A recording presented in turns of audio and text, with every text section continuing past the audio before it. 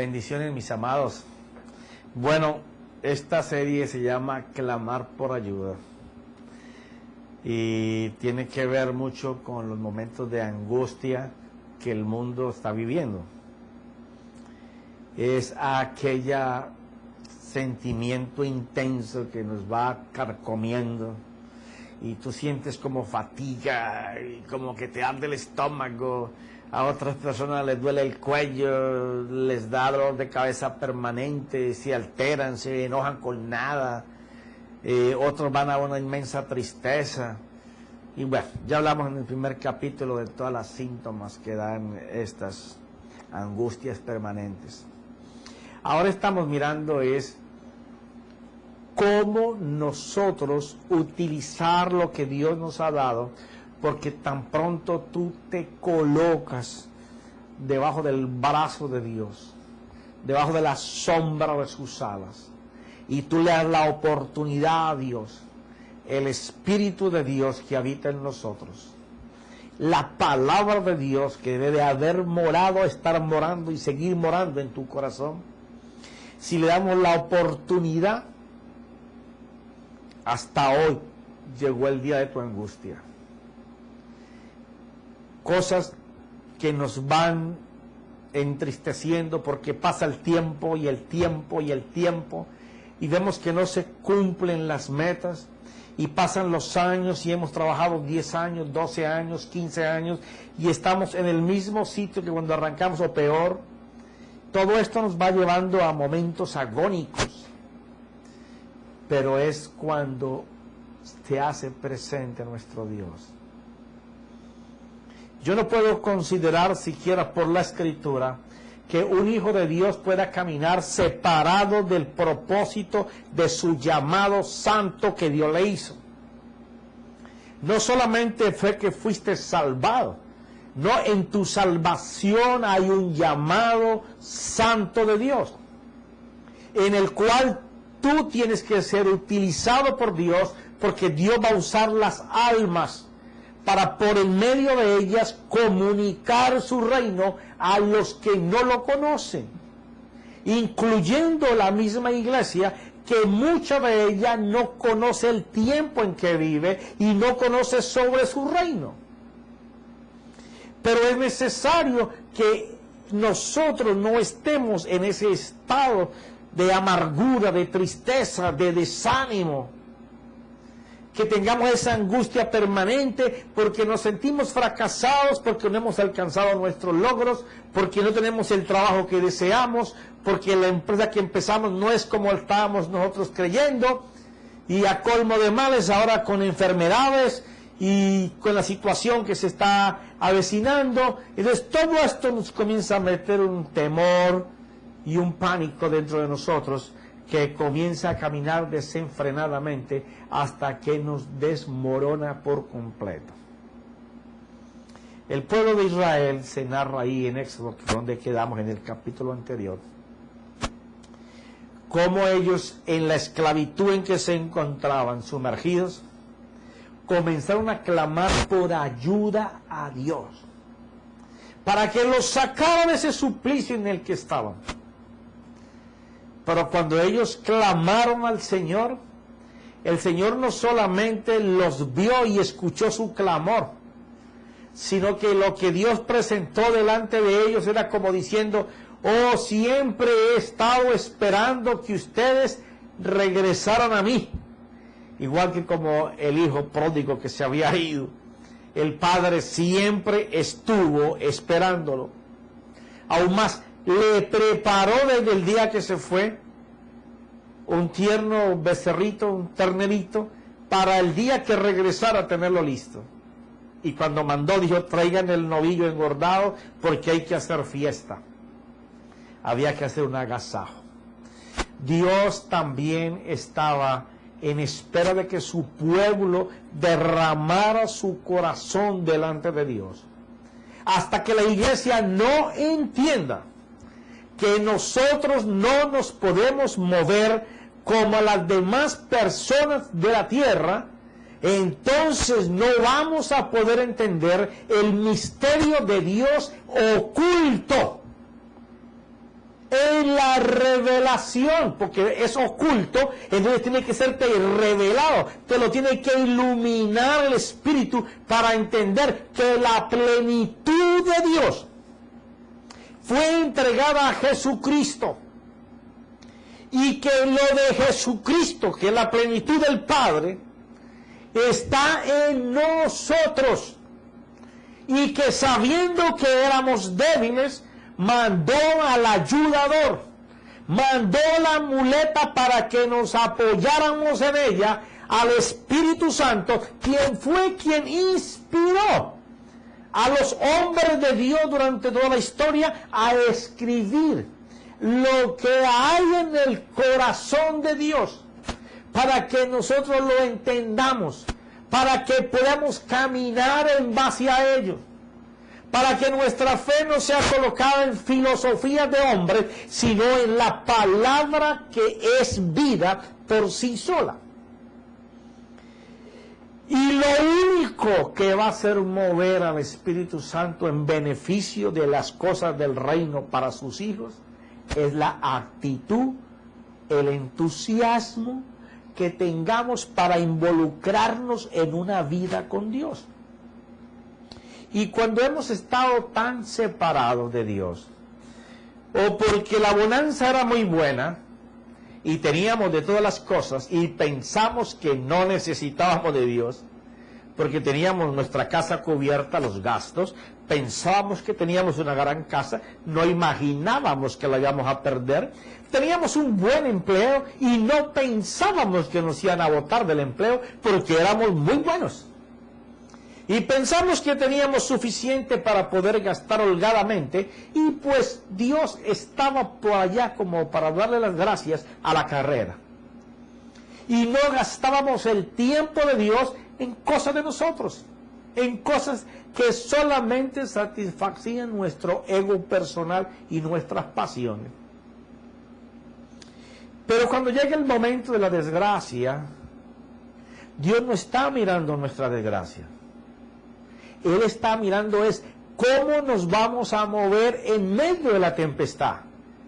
¿Hacia dónde vamos a tener el entusiasmo, la actitud, la pasión, el deseo, el ánimo? ¿Hacia Dios o hacia buscar nosotros locamente las respuestas? Ahí es donde empieza un clamor correcto para Dios. No es abrir la boca por abrirla al que más grite o al que más llore en voz baja, o al que más susurre. No.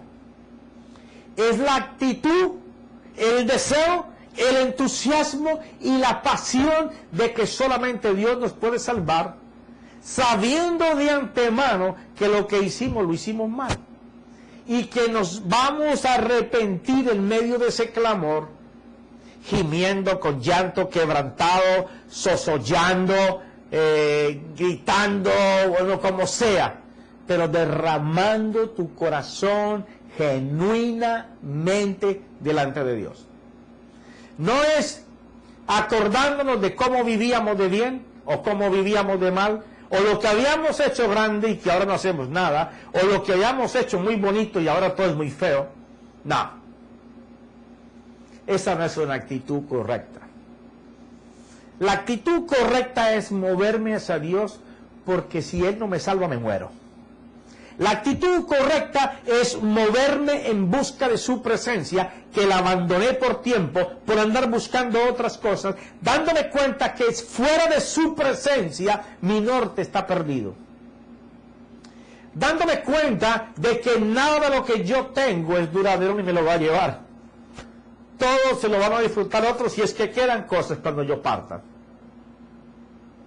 Que lo importante es mi comunión con Dios. Que lo importante es esa vida de tú y yo con Él. Cuando una persona llega a ese extremo, es cuando puede clamar genuinamente.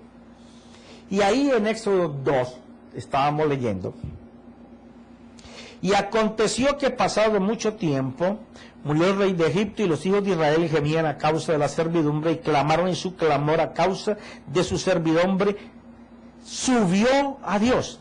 O sea que antes Quedaban llorar y no subía, pero esta vez subió. Oyó Dios su gemido y se acordó Dios de su pacto con Abraham, Isaac y Jacob, y miró Dios a los hijos de Israel y Dios los tuvo en cuenta. Y quedé en una palabra que te dije que se lee como que Dios se acordó, como si Dios fuera desmemoriado y no pudiera tener en cuenta a sus hijos allá abajo. Y era que no podía Dios hacer nada de lo que Él había prometido por cuanto ellos no estaban en la posición correcta delante de Dios. La palabra del hebreo que se utiliza para esa palabra se acordó es la palabra sacar.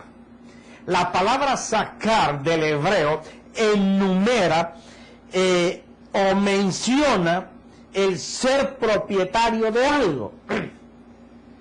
Cuando emplean la palabra y Dios se acordó, y la palabra que va en el hebreo es sacar, quiere decir que Dios dijo, wow, esa gente que me está llamando, que me está clamando, son de mi propiedad, me pertenecen.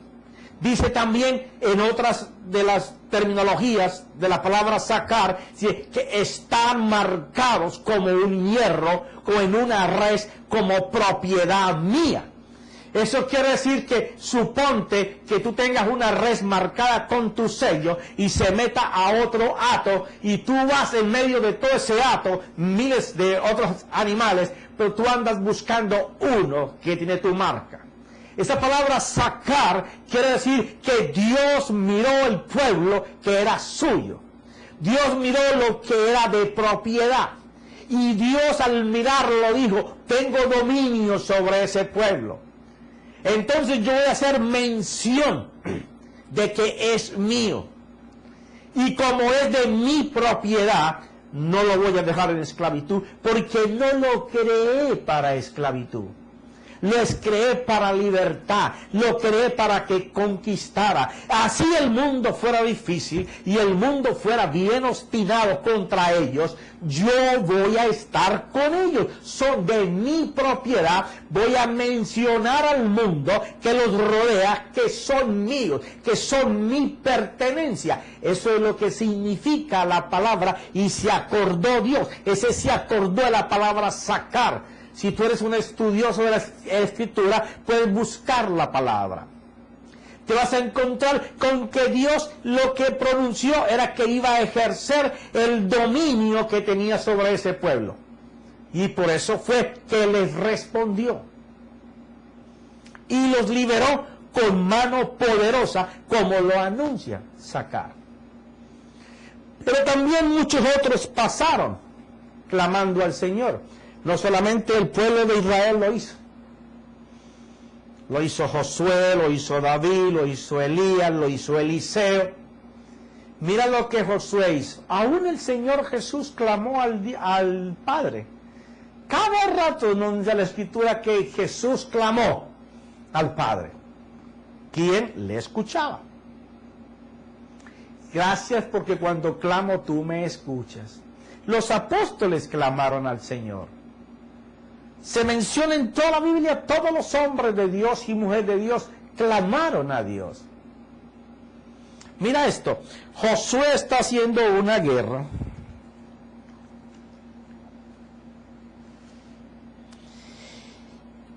Y Josué empieza a hacer la guerra y el Señor le dice a Josué, no les tengas miedo, porque los he entregado en tu mano, ninguno de ellos podrá resistirte.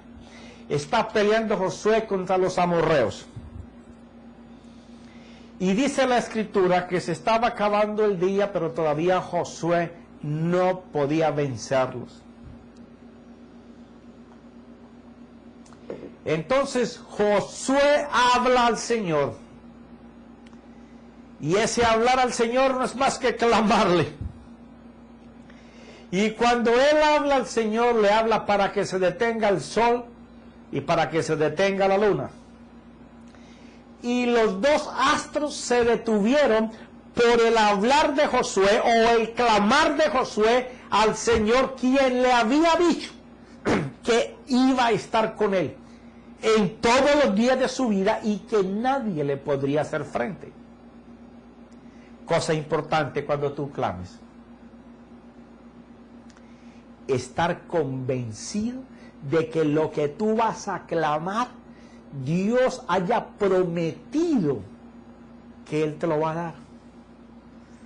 Porque si Dios dijo, es que ya Dios habló. La iglesia tiene que entender que ya la Biblia no se escribió más, y que todo lo que Dios dijo que iba a hacer está aquí. Nosotros tenemos que conocer como Dios nos conoce. Tenemos que conocer lo que está en el corazón de Dios para pedir las palabras, los hechos que están en el corazón de Dios para nosotros hacerlo. Habrá muchas cosas importantes para nuestra vida, pero la más importante es lo que le importa a Dios.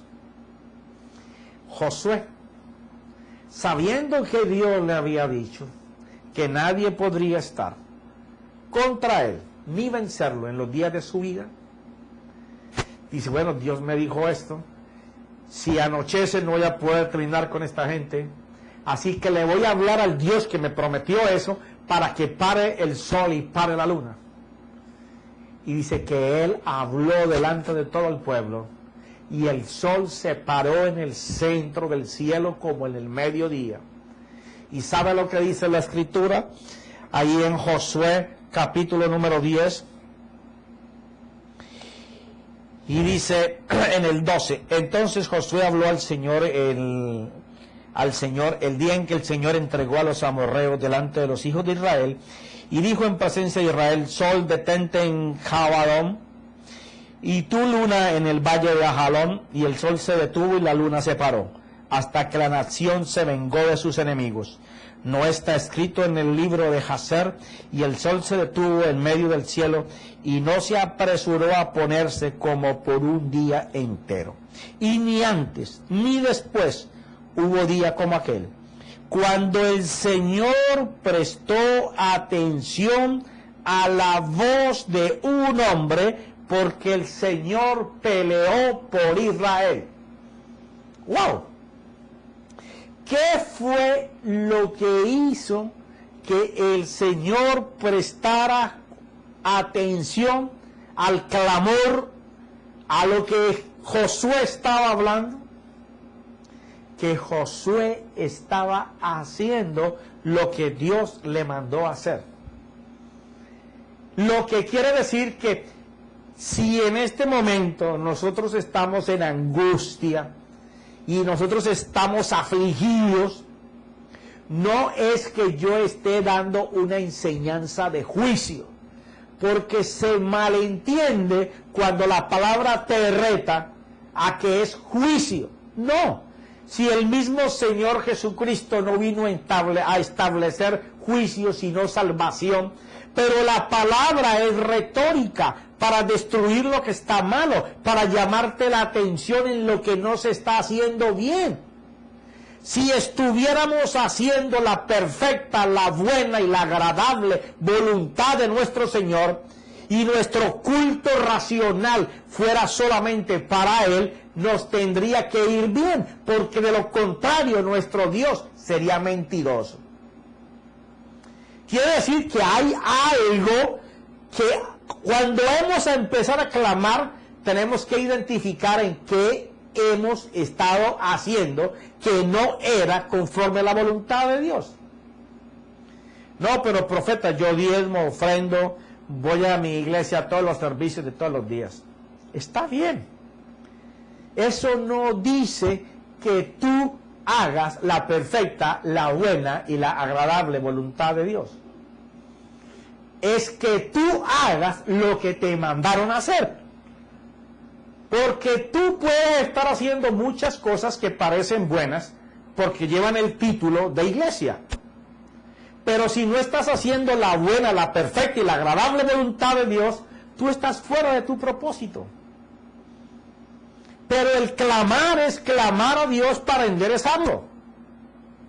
A este hombre le obedeció el cosmos a la voz de él.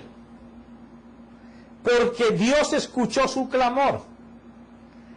Entonces tenemos que mirar que si nosotros enderezamos nuestros caminos y le damos a Dios el primer lugar. Ahora fíjate algo.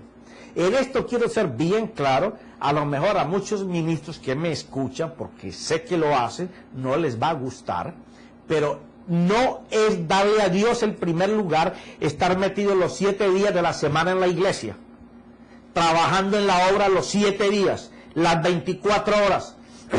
Tú puedes estar haciendo eso y Dios puede que no tenga nada que ver con lo que tú haces. Hay gente que hace todo eso, pero Dios está sentado en el atrio, en la entrada de la iglesia. Porque lo sacan. Se enamoran de la obra tanto que dejan a Dios afuera. Y Él es el que hace la obra.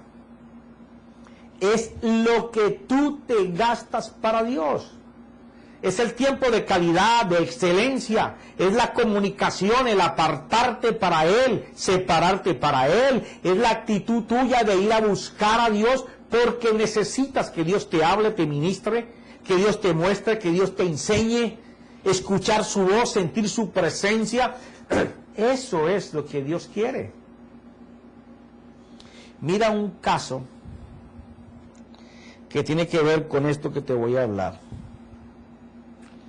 Mira, en Samuel, primera de Samuel, había un hombre que tenía 2 esposas. Una se llamaba Penina y la otra se llamaba Ana.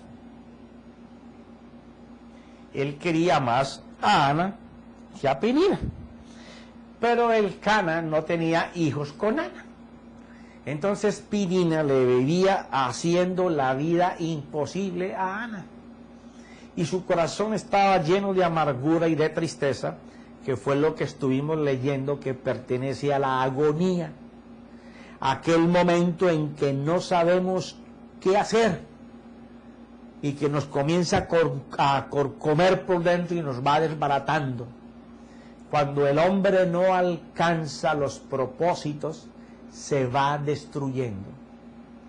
Hay gente que tiene 30 años y ya tú los escuchas hablar de que se quieren morir, de que quieren salirse de esta vida porque no vale la pena vivir. ¿Por qué? No hay propósito. Como no hay propósito, no hay visión. Y si no hay visión para cumplir un propósito, ¿qué carrera va a correr esa persona? No tiene. Eso llega con la angustia, con el estado ese melancólico que te quiere atar a decirte que tu vida no vale nada, que ahora mismo por los errores que cometiste te va a ir mal. Pero Dios, encima de todo eso malo que nosotros hemos hecho, solamente quiere que nosotros vamos a Él, pidiendo su misericordia, su compasión y su consuelo, porque Él es especialista en restaurar, en edificar, en tumbar lo mal construido, las paredes torcidas. Él dice que Él escribe en renglones torcidos, que Él endereza el caminar del cojo, que las cercas caídas Él las levanta, que Él le da vida a lo que está muerto, que los huesos aún sin vida, sin carne, sin nervios, sin músculos, sin sangre, Él los hace caminar como un ejército.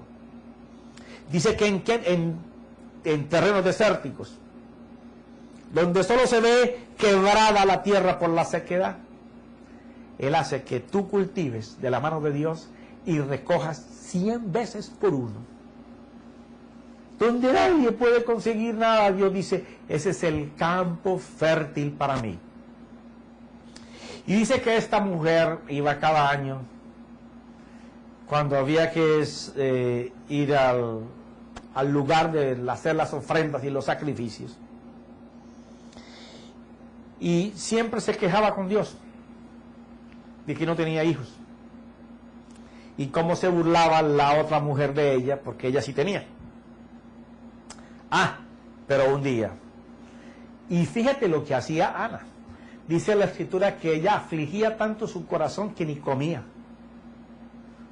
Pero un día no dejó de comer, comió, pero fue y derramó el corazón.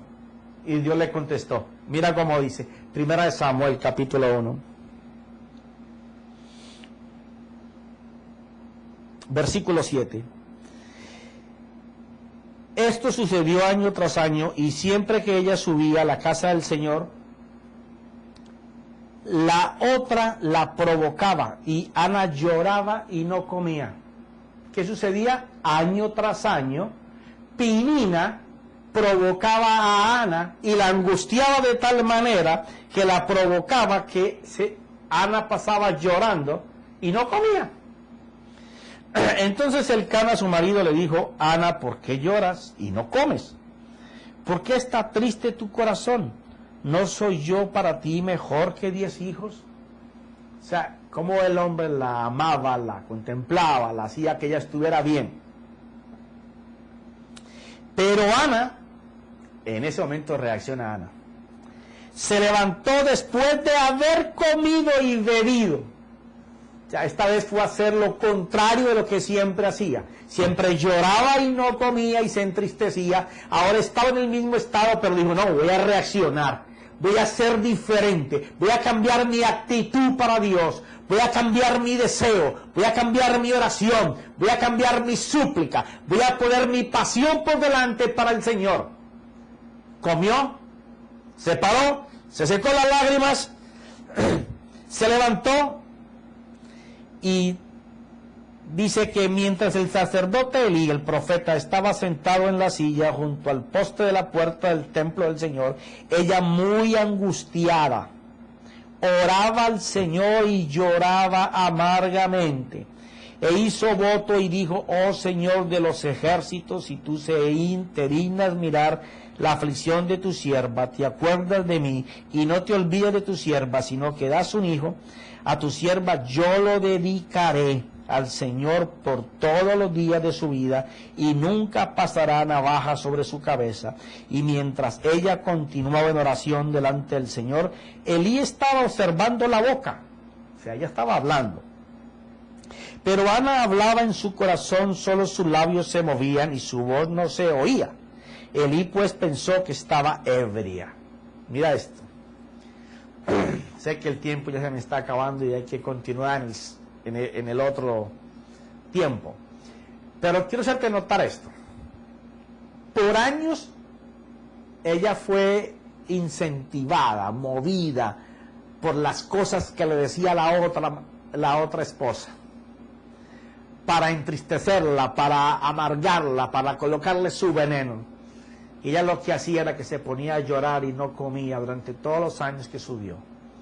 Pero ese año, de repente volvió en sí. Dijo: no, espérate. Comió. Dijo: ya no voy a llorar delante de esta para que me vea llorar. Delante de la que le causaba el problema. Lo voy a hacer delante de Dios.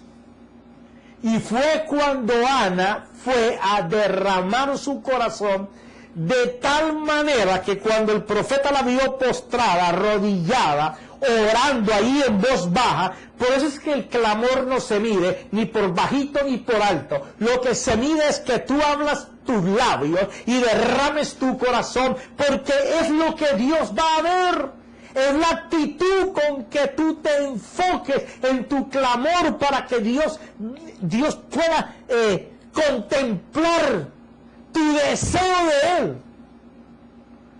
Y no que Dios tenga que esperar que tú lo hagas para que Dios lo sepa. No, Dios está esperando el día que Él vio que tú lo ibas a hacer.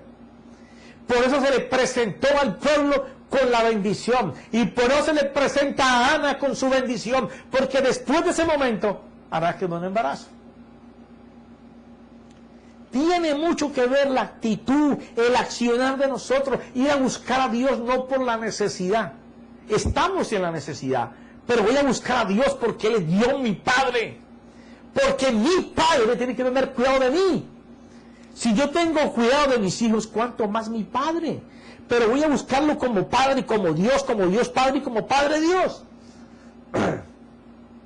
Voy a enfocarme en derramarle mi corazón, decirle si he pecado contra Él, contra las demás personas, pero contra mí mismo, contra mi esposa, contra mis hijos, pero voy a derramar mi corazón delante de Dios arrepentido y yo sé que Dios me va a escuchar. Pero de eso hablaremos en el próximo clip. Te deseo que seas bendecido con toda bendición de mi Señor. Que el Espíritu de Dios esté ahora contigo de una manera poderosa, redarguyéndote, para que la bendición de Dios te alcance, te sobrepase, te cubre y te desborde. En el nombre de Jesús, amén y amén.